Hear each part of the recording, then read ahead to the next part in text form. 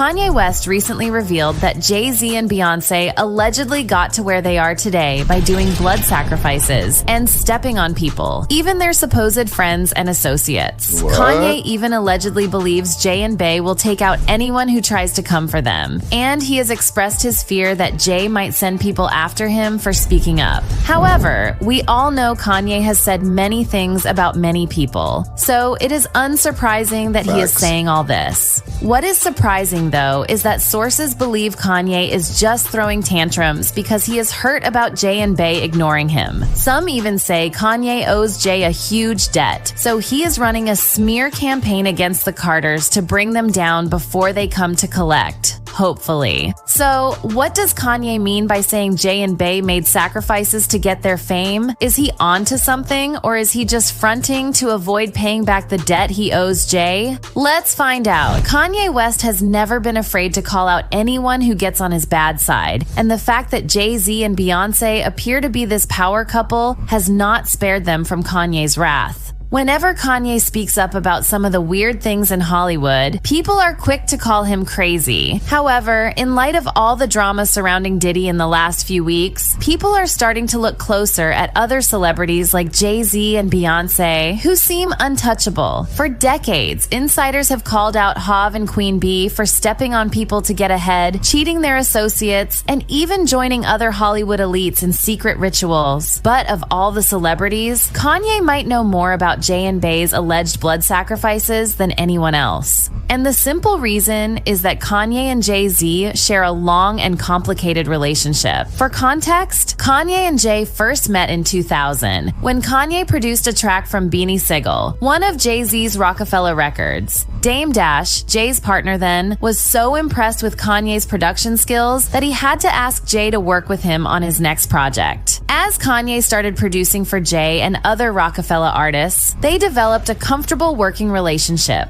So, when Kanye worked his magic on Jay's 2001 album, The Blueprint, it didn't take much convincing for Jay to agree to sign him to roc-a-fella Records. Kanye, at the time, was trying to establish himself as a rapper. By 2002, Kanye and Jay grew closer, moving from colleagues to friends. They created many memorable hits together, including the iconic 2011 album, Watch the Throne, which they toured together. In those early days of their friendship, Ye and Jay would stay up all night recording in the studio, playing beats and dropping rhymes till they were too teary to go on. So, how did they go from that to Kanye accusing Jay and Beyonce of blood sacrifices? It all goes back to 2012 after Kanye and Jay wrapped up their tour for Watch the Throne, and rumors started floating around that they had heated arguments about the direction of the album and individual beats. Initially, Jay-Z told New York radio station Hot 97 that he and Kanye's fights were their way of pushing each other. We push each other to be greater. Of course, there are times when we're in the studio and we're yelling, but that's it. I would never disrespect him. But that story didn't hold for long, because as soon as Kanye started dating Kim Kardashian, Jay and Beyonce began to distance themselves from Kanye because they reportedly didn't want their names associated with the Kardashians. Meanwhile, Kanye kept trying to get Kim closer to the Carters and didn't realize they just didn't want them around. I mean, it was so obvious that Kanye was trying to get Kim into Jay and Bey's inner circle that, at some point, people started pointing out that Kanye was trying to make Kim look like Beyonce. Kanye didn't take the hint until 2014 when Jay-Z and Beyonce refused to attend Kanye and Kim's wedding in Italy. To be fair, Kanye's wedding occurred just weeks after Solange and Jay-Z's elevator incident, and they probably wanted to lay low for some time. Talk about Kanye West and your relationship with him. When's the last time you talked to him? I hate Kanye the other day, just tell him that he's my brother. I love Kanye. It's a complicated relationship with us. Why is it complicated? Kanye came into this business on my label. So I've always been like his big brother. And we're both entertainers. It's always been like a little underlying competition there with your big brother there. Everyone wants to be the greatest in the world. We're gonna always be good. Hopefully when we're 89, we look at this 6 months or whatever time and we laugh at that. The only way to get through that is we sit down and have a dialogue and say, these are the things that I'm uncomfortable with. These are the things that are unacceptable to me. This is what I feel. I'm sure he feels that I've done things to him as well. But Kanye later admitted that although he knew Jay and Bey were going through their own issues, he was still hurt that they didn't attend his wedding because he believed he and Jay were family. And it seems like this was the straw that broke the camel's back as far as Kanye and Jay's friendship is concerned. Because after that, there wasn't really a time when Kanye had something good to say about Jay and Beyonce. For example, in 2016, after Kim was robbed at gunpoint in her hotel room in Paris, Jay Z apparently didn't check up on Kanye or Kim. About a month later, Kanye went off on Jay Z and Beyonce during a concert where he said all sorts of things about them. During his rant, Kanye accused Beyonce of blackmailing the VMAs into giving her an award. He claimed Beyonce threatened not to show up unless she won Video of the Year for her song Formation over Kanye's Famous and Drake's Hotline Bling. And when you think about it, the fact that Beyonce stood up to receive the award for Best Dance Electronic Music Album for Renaissance before she was even announced as the winner in the 2023 Grammys seems kind of sus. And then there's this clip from the Grammys where Diplo appeared to be mouthing, "They bought that." This is an honor. As we are witnessing history tonight. Crazy times, breaking the record for the most Grammy wins of all time. Be upstanding and show your respect.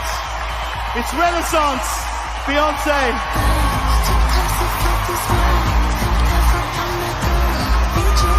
Crazy as Beyonce times. walked on stage to receive the award, which he was also nominated for. But Kanye is not the first person to accuse Beyonce and Jay-Z of threatening and buying their way to the top. When Jay-Z appeared at the top of the list of Billboard's 50 greatest rappers of all time, many people felt it was not well-deserved at all, mainly because Jay-Z was placed ahead of iconic rappers like Biggie and Tupac. In fact, many hip-hop fans were downright pissed off because while Jay is definitely talented and is a great manager, it's weird to place him as the #1 greatest rapper of all time. People believe the only reason why he was at the top of the list was that he used his money to buy himself that spot. One fan said, "Most influential rapper? Yes. Greatest ever? Now, that's arguable." Another said, "He a good businessman. Rapper? No. If Jay-Z didn't have that money, y'all won't be saying he the greatest." And when 50 Cent was asked to give one-word opinions about all the people on the list, he said Jay-Z was good business. Not that that's surprising. 50 has had beef with Jay-Z for a long time, and one of the things he accuses Jay-Z of doing is putting money above everything else. One time, 50 called Jay-Z out for betraying the people closest to him for money. According to him, Jay-Z didn't take care of his signees, like former Roc-a-Fella Records artist Beanie Sigel. I think Jay was saying, "Roc la familia, we family, it's the Roc-a-Fella gang," and then using traditional business tactics. He didn't have their interests in mind. He was just doing what he had to do for himself. 50 also believes Jay thinks of himself as untouchable and has a god complex. In a 2009 chat with Rolling Stone, 50 called out Jay, saying he has a king complex. He thinks he's effing Jesus. This Jehovah BS. But let's go back to Kanye's accusations that Jay and Bey do blood sacrifices for fame. A blind item from 2016 recently resurfaced, claiming that Kanye West is forever in debt to Beyonce and Jay-Z.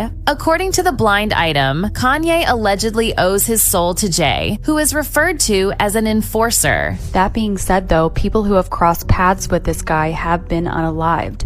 Multiple people. So you have this former A-plus list rapper, allegedly Kanye West, who owes his soul basically at this point to our enforcer, who is an A-plus lister himself, allegedly Jay-Z. Barring a miracle, there is no way at this point our former A-plus list rapper is ever going to pay off his debt to the enforcer. The reason is that Kanye is in so much debt to Jay that he will never be able to repay it, even though he sells 20 million records or goes on tour for 3 years straight. Then, the blind item claimed that a large percentage of Kanye's income goes to Jay as payment for this debt. What debt could be so high that Kanye could never repay it? Your guess is as good as mine, but the blind seemed to hint that the debt was not monetary. It also compared Kanye's situation to that of a prisoner serving life without parole who has nothing else to lose. As a result, Kanye is allegedly blackmailing Jay and trying to expose Jay's secrets to bring down Jay's empire so he won't have to pay his debt. This is allegedly why Kanye revealed that Bey usually pays for her award nominations. Wow. The blind item added that Kanye is threatening to reveal details about someone who was bumped to make room for Beyonce, which could ultimately ruin Jay and Bey's reputations. The blind also said that people who have crossed paths with this guy, referring to Jay Z, have been killed. It concluded that Jay could arrange a little accident to take down Kanye and set the stage to look like Kanye offed himself. Now, this is all from a blind item, and blind items can be conspiracies with no element of truth as far as we know. But how do you explain Kanye standing in front of 13,000 people and saying Jay-Z has men ready to take up arms and eliminate anybody at any time? During his speech at that concert, Kanye begged Jay not to send his men after him for speaking the truth, and that Jay should just call him instead. It makes one wonder what Kanye actually knows about Jay that the rest of the world doesn't know. Jay-Z later spoke about how Kanye crossed the line with his concert rant, killing any hope for their relationship to come back to how it used to be. He said, "What really hurt me was, you can't bring my wife and my kids into it. Like, Kanye is my little brother. He's talked about me 100 times. He even made a song called Big Brother. We've gotten past bigger issues. But you brought my family into it. Now it's a problem. You know it's a problem because me and him would have been talked about it, would have been resolved our issues. And he knows he crossed the line. He knows, and I know he knows. Because we've never let this much space go between one of our disagreements, and we've had many. That's part of who we are." Jay was so mad about Kanye's rant that he recorded a diss track in his album 444. In the Kill Jay-Z track, Jay made reference to Kanye backstabbing him in the lines where he rapped, "But you ain't the same. This ain't kumbaya, but you got hurt because you did cool by yeah. You gave him 20 million without blinking. He gave you 20 minutes on stage. What was he thinking?"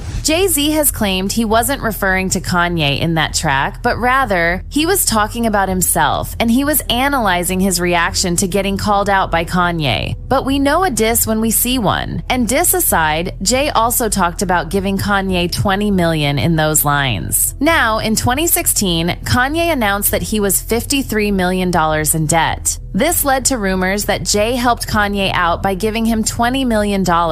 And instead of being grateful, Kanye still betrayed him like that. Kanye did later confirm in an interview with Charlemagne that Jay didn't give him any money, but rather, the money was his cut from a touring deal with Live Nation. But could this be part of the debt the blind is referring to? Or was it something much darker and more sinister? We'll probably never know. But what we do know is that Jay and Bey have been accused of being affiliated with the dark arts. Beyonce has been accused of witchcraft, voodoo, and everything in between. I believe it. In 2018, Beyonce's former drummer, Kimberly Thompson, filed a restraining order against Beyonce on the grounds that Beyonce used extreme witchcraft and magic spells of molestation to harass her. Kimberly also claimed Beyonce murdered her pet kitten, adding that she was lucky to have survived Beyonce. Then there was Bey's former dance captain, Ashley Everett, who worked with Beyonce for over 15 years, who was caught liking some posts and comments on IG that seemed to suggest Bey was evil. One of them literally accused Bey of being a demon. As for Jay, he has been accused of sacrificing people to step up. Wow. Jaguar Wright once called Jay out for doing people dirty to make it in the industry. First time I ever saw Jay-Z or even heard him spit a rhyme was at an MC battle, street battle in New York. But he didn't show up as Jay-Z. He didn't show up as the hottest rapper on the street. He showed up as that was with Big L. Rest For in those peace. of you. Rest in peace, Big L. Rest in peace, Big L. That was the sensei. One of the dopest. Yes. Big L was who put Jay-Z on. Without question. And then Big L died, and then the next thing you know, Jay-Z. And then... Wow, it started way back then, huh? It starts clienteling with Started way back then. And clienteling with Biggie and I mean, doing people songs disappear with in that Biggie circle, you feel me? building a working, camaraderie with honeycombs.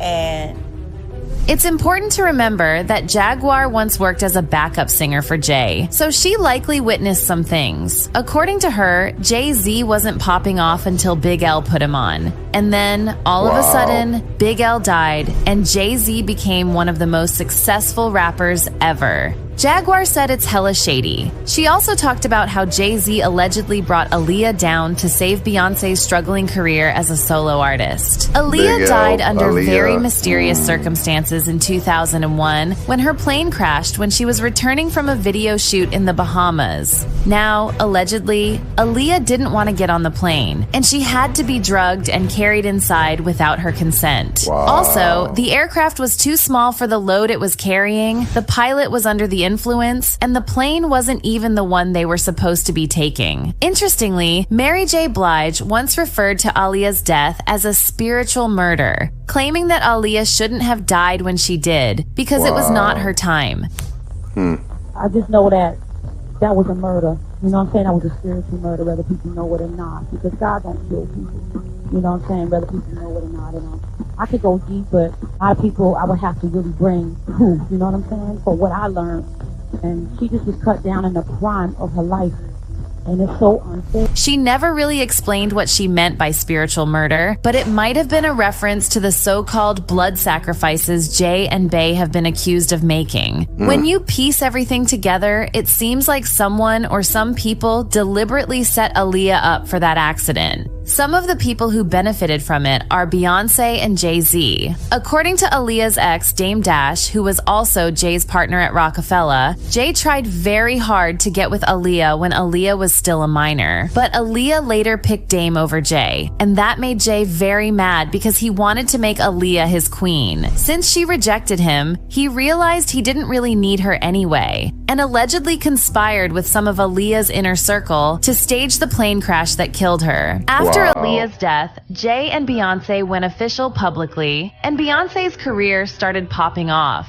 Not only did Jay finally have his queen, but Beyonce's success also rubbed off on him because, as 50 Cent once pointed out, Jay only had one Grammy before he and Beyonce went official. But in 2004, after being together for a few years, they won Best R&B Song for their hit, Crazy in Love. Today, Jay has 24 Grammys, tying him and Kanye for the most Grammy-awarded hip-hop artist of all time. There's also the fact that Jay knew about R. Kelly grooming Aaliyah, but still remained friends with him because he also wanted her for himself. They even recorded an album together. That's another pointer to the fact that Jay will do anything to get a bag. This idea was further reinforced when Jay and Bey's former bodyguard, Uncle Ron, went on TikTok to expose them for being selfish money grabbers, who will stop at nothing to ensure they get to the top, even if it means sacrificing other artists and destroying their lives. Beyonce and Jay-Z will do anything to destroy anyone who speaks out against them. Okay, I get the threats, but you have to remember one thing. I know your deepest secrets. I know so much about you and what you've done. I know so much on how you got where you are, how you stepped on many people. Beyonce, how you guys ended Carrie Hilson's career because she said something about you. That's how hateful you guys are. How you step on anybody to stay on the top. So remember, your relationship was a business relationship, financial, to get to the top, to become billionaires.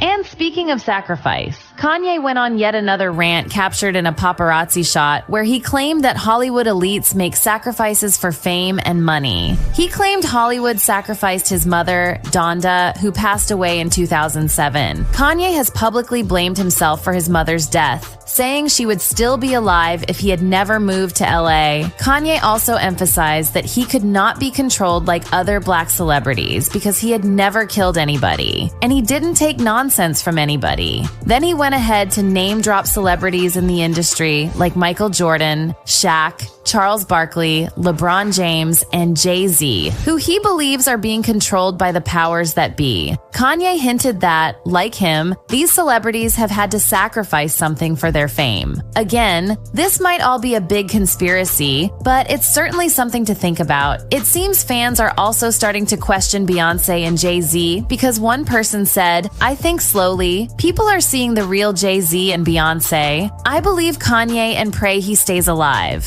Another person said, Jay and Bey need to be outed at this point. So many people are catching on to the evil behind their union. But what do you think about Jay and Beyonce and their alleged blood sacrifices? You know, to get to the top, they did what they had to do. I can see the witchcraft in Beyonce. I can see, you know, Jay Z, you know, taking out Big L so he could take his spot. And then they took out Aaliyah so they can get that spot. You know, all this happened, you know, almost a decade ago, maybe even longer. So a lot of people are kind of forgetting about it. But at the end of the day, there's some shady stuff going on here. You know, they're always throwing up the Illuminati sign, scary people doing sacrifices. I've even heard that they even, you know, sacrifice people, you know. So let me know what you think in the comments. You know, share your opinion there. Show your boy some love. Catch you on the next video. Peace.